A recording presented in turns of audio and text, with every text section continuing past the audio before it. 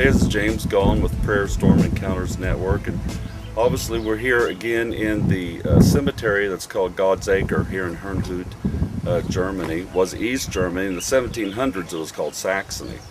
I'm holding in my hand a key, and if any of you again have read the first book, The Lost Art of Intercession, a little of the stories is in my book Prayer Storm, but it's in The Lost Art of Intercession. And the original artwork of the first book, not the new one, but has a key at the bottom of the front of the book.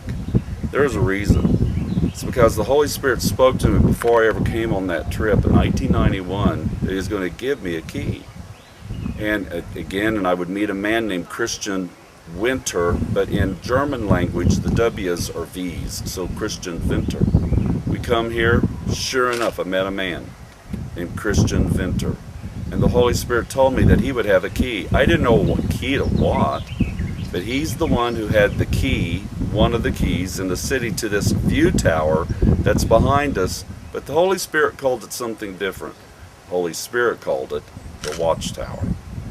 Now the thing that was intriguing was that we prayed, around the clock for a couple of days before we ever felt the release, and we came right up through then prayer. We had the earlier shot where I knelt on the tombstone of Christian David, the Moravian Moses. And then Michael Ann, my wife, and Susan Shea, now Susan Nichols, they led the way in praise. And my sister Barbara was here with me, and a whole team of people, prophetic intercessors. We came up and we had this key. It didn't look, it's just a key. There's a little silver thing on it. You put the key in the door.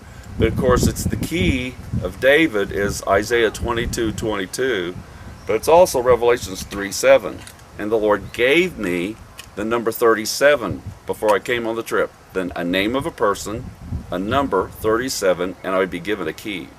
Well, this is recorded in Revelations 3:7. That's a 37 about how I'll give you the key of David, that you could close things that will never be able to be opened again, and open things that will never be able to be shut. And so we did that, confessing the generational sins of the church, dropping the baton of prayer, and then we felt authority or release or the witness of the Spirit, whatever word you want to use, to be able to get up, come up to the prayer tower. We did put the key in the door. Of course, the key unlocks the door. And this I learned from one of my mentors named Dick Simmons. Little keys open big doors. No matter what kind of door it is. It could be a huge Bolton door of thousands of years or hundreds or scores. But if you've got the combination, you can open anything that's been closed. And little keys, Jesus called it the keys of the kingdom, the keys of agreement. This is what Jesus put in, not this one. But Jesus put in he took back the keys of Hades from the enemy. When Jesus died, He didn't just die. His spirit man, He went into the lower regions and He preached the gospel to those who were even held captive.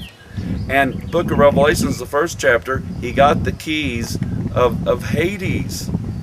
And He led captives free. And that's a whole subject. I don't want to get into all the theology of paradise and all these different things. But the issue here is that Jesus has the keys.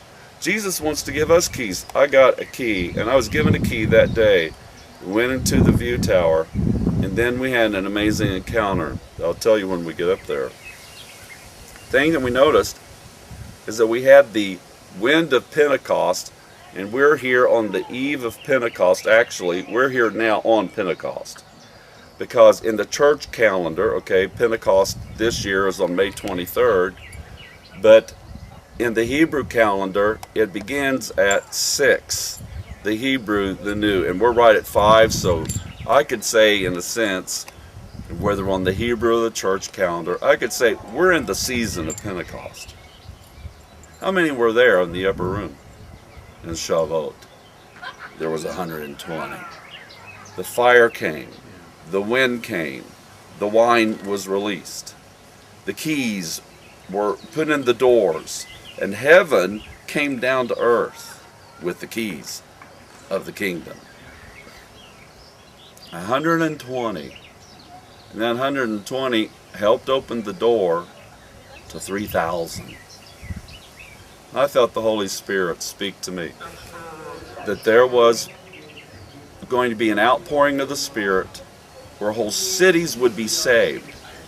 And the fire would burn in 120 cities instead of 120 individuals, that there would be such a move of God that would happen. They would go to whole cities, 120 cities. And as was 120 individuals, then it would go to 3,000 individuals, 120 cities. So you might think this is outrageous. I'm talking about a great awakening. I'm talking about the greatest outpouring of the Spirit before Yeshua as King comes and rules and reigns for 1,000 years. I tell you, there will be 120 cities that shall be saved. And the fire that'll be burning in those cities will go to 3,000 cities of the earth. And it will be the greatest fulfillment of Pentecost. And in the greatest fulfillment of Pentecost, it will be the greatest fulfillment of the Feast of Tabernacles that the Jewish people have ever heard of, and the church. So anyway, this is another installment on our pilgrimage with the key to the prayer tower that we're about to proceed up to. Okay, this is James Goll of Prayer Storm. God bless you.